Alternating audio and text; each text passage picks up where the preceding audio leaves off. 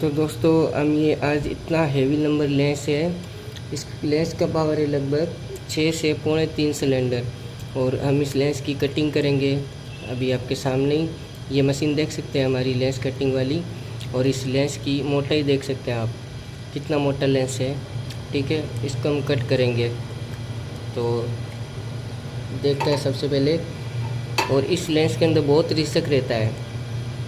Risk इस चीज़ का है कि जैसे कि हम अभी इसको कटिंग करेंगे, हो सकता है कि ये टूट भी जाए या फिर इसके अंदर कुछ मिस्टेक हो जाए। तो हम कटिंग का प्रोसेस करते हैं, अभी देख सकते हैं आप।